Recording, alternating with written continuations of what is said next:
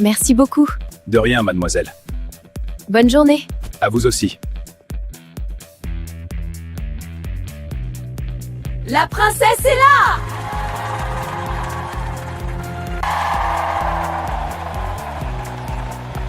Monsieur le pauvre! Toi, tu sors d'où? Pauvre garçon! Pauvre garçon!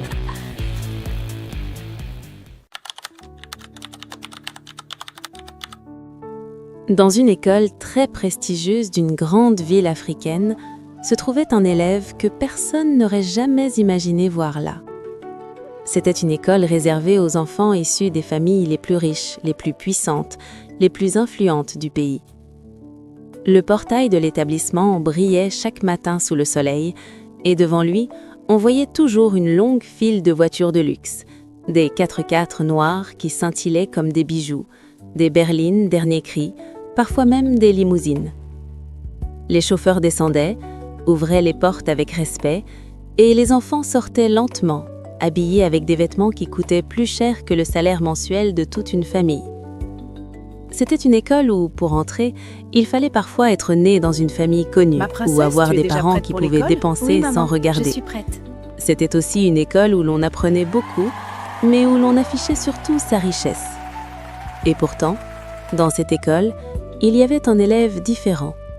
Un élève venu d'un monde que personne ici ne voulait voir. Cet élève s'appelait Obinna. Il était entré grâce à une bourse exceptionnelle. Sa famille n'avait pas l'argent pour payer les frais d'inscription, encore moins les uniformes coûteux que tous les élèves portaient. Mais Obinna était un enfant incroyablement intelligent, brillant, discipliné. Et sa réussite aux examens nationaux avait attiré l'attention. L'école avait décidé de lui offrir une place et la bourse couvrait tout. Pour ses parents, c'était un miracle. Chaque matin, alors que les autres élèves arrivaient dans leur voiture de luxe, Obinna arrivait à vélo. Pas un vélo neuf, ni même un vélo moyen, un vieux vélo, abîmé, rouillé par endroits, dont la chaîne tombait parfois, dont les pneus crevaient souvent. Un vélo qui portait les marques de plusieurs réparations faites avec les moyens du bord, souvent par lui-même ou par son père, dans la petite cour de leur maison. Et ce matin-là, comme tous les autres matins, Obinna pédalait, son sac sur le dos, son pantalon un peu usé mais propre. Il habitait loin, dans un quartier pauvre où les rues n'étaient pas goudronnées. La poussière couvrait les maisons, les toits en tôle vibraient chaque fois qu'un vent fort passait. Sa mère se levait très tôt pour préparer son petit déjeuner, et son père, un agent de sécurité, rentrait souvent tard la nuit à cause de ses horaires.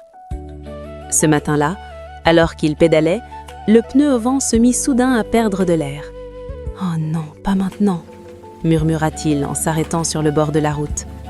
Il posa son vélo, passa sa main sur son front pour essuyer la sueur. Il était encore loin de l'école, très loin. Il essaya de pomper un peu d'air avec la petite pompe attachée à son cadre, mais l'air s'échappait aussitôt. La crevaison était réelle, profonde. Il soupira, respira un grand coup, regarda la route devant lui et se mit à marcher en poussant son vélo. Il ne se plaignait pas, il était habitué. Certaines semaines, c'était l'arrière qui crevait, d'autres fois la chaîne se cassait, d'autres matins encore les pédales se bloquaient. Mais il n'avait pas le choix, il devait aller à l'école. Il marchait donc, calmement, silencieusement, en laissant ses pensées vagabonder. Il pensait à sa mère qui l'encourageait toujours. « Mon fils, disait-elle souvent, ton intelligence va nous sauver un jour. Continue de travailler, continue d'avancer. Je sais que c'est dur, mais tu es destiné à quelque chose de grand. » Et son père, même épuisé, lui touchait l'épaule chaque nuit. « Obinna, tu dois être fort. Ici-bas, la vie n'est pas facile pour les gens comme nous, mais toi, tu peux changer les choses. Ne laisse jamais les autres te dire que tu n'es pas à ta place. » Ces mots résonnaient dans la tête d'Obinna alors qu'il avançait sous le soleil déjà brûlant. Pendant ce temps, dans un autre quartier de la ville, une jeune fille se préparait aussi à aller à l'école. Son nom était Ella. Ella n'était pas seulement riche, elle était la fille de la famille la plus riche du pays. Ses parents étaient des milliardaires connus dans tout le continent. Ils possédaient des entreprises, des phasiques, des immeubles, des terrains et des sociétés exportant vers l'étranger. Leur nom faisait trembler les banquiers et les politiciens. Leur maison était tellement grande qu'on avait l'impression d'entrer dans un hôtel 5 étoiles. Ella avait grandi dans l'excès. Elle ne manquait de rien. Elle avait toujours eu ce qu'elle voulait quand elle le voulait. Et très tôt, elle avait développé un comportement arrogant, méprisant. Elle aimait que les autres la regardent, l'admirent, l'envient. Elle aimait aussi rabaisser ceux qu'elle considérait comme inférieurs. Et parmi tous ceux qu'elle détestait, il y avait une catégorie bien précise, les pauvres. Elle les détestait plus que tout. Pour elle, les pauvres n'étaient pas seulement différents, ils étaient indésirables. Ce matin-là, Ella descendit l'escalier de marbre de sa maison, vêtue de son uniforme parfaitement repassé, un parfum discret mais cher flottant autour d'elle. Son père lisait un journal au salon, sa mère regardait ses bijoux. « Bonjour papa, bonjour maman », dit-elle là, sans sourire vraiment. « Bonjour ma princesse », répondit son père. « Tu es magnifique aujourd'hui », ajouta sa mère.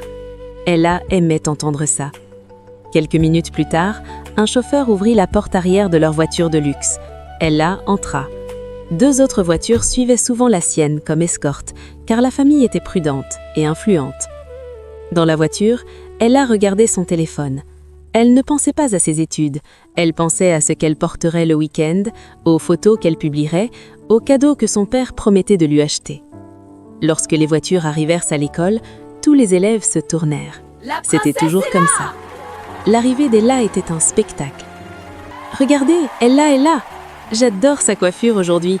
Sa voiture est encore différente de celle d'hier. » Ella sortit de la voiture avec un sourire confiant. Ses amis se précipitèrent autour d'elle. « Ella, tu as vu ton sac? Il est trop joli. Tu es incroyable aujourd'hui. » Ella aimait ses compliments. Mais son sourire disparut quand elle aperçut un peu plus loin un garçon qui poussait un vieux vélo. Obina venait d'arriver, essoufflé, sa chemise légèrement froissée. Il posa son vélo contre un mur et retira la poussière de son pantalon.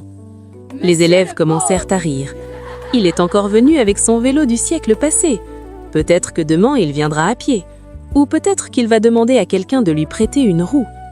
Ella fronça les sourcils, dégoûtée. On aurait dit qu'elle voyait quelque chose de sale. « Mais qu'est-ce qu'il fait encore ici ?»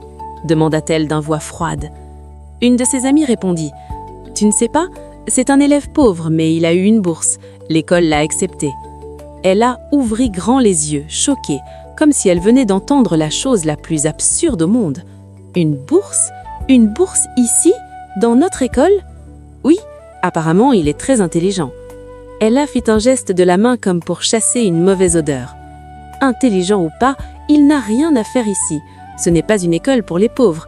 Ce garçon ne doit même pas marcher près de moi. Elle tourna les talons, énervée, son parfum flottant derrière elle comme une trace de mépris. Le soir, en rentrant chez elle, Ella entra dans la maison en furie. « Maman! Papa !» s'écria-t-elle en lançant son sac sur le sofa. Ses parents accoururent. « Qu'est-ce qu'il y a encore, ma chérie ? Il y a un pauvre dans notre école, un pauvre avec un vélo cassé. Vraiment, je ne comprends pas comment il a pu entrer. Je ne veux pas voir des pauvres dans mon école. J'ai honte rien que d'y penser. » Sa mère posa une main sur son épaule. « Ma fille, calme-toi, tu es trop énervée. Non, je veux que vous le fassiez sortir. Vous avez de l'argent, vous avez du pouvoir. Faites quelque chose. » Son père la regarda longuement, puis dit « Je vais voir ce que je peux faire. » Et en effet, le lendemain, le père d'Ella tenta d'utiliser son influence pour convaincre la direction d'exclure Obina. Mais la direction refusa catégoriquement. « Monsieur, un enfant qui a travaillé dur pour obtenir une bourse ne peut pas être expulsé simplement parce qu'il vient d'une famille pauvre. Ce n'est pas juste, et ce n'est pas légal. » Monsieur, expulser cet élève boursier serait non seulement injuste mais illégal. Je refuse catégoriquement. Le père d'Ella insista, mais rien n'y fit. Quand il rentra chez lui et annonça cela à sa fille, Ella devint rouge de colère. « Obina reste à l'école? C'est inacceptable! » Et là, c'est décidé. Tu dois l'accepter. Jamais! Je ne l'accepterai pas! Donc il va rester? Il va vraiment rester dans mon école? Oui, répondit son père.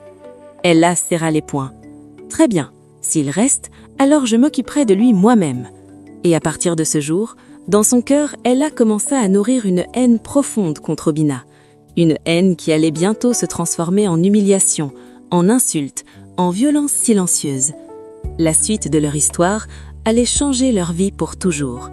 Mais pour l'instant, ce n'était que le début.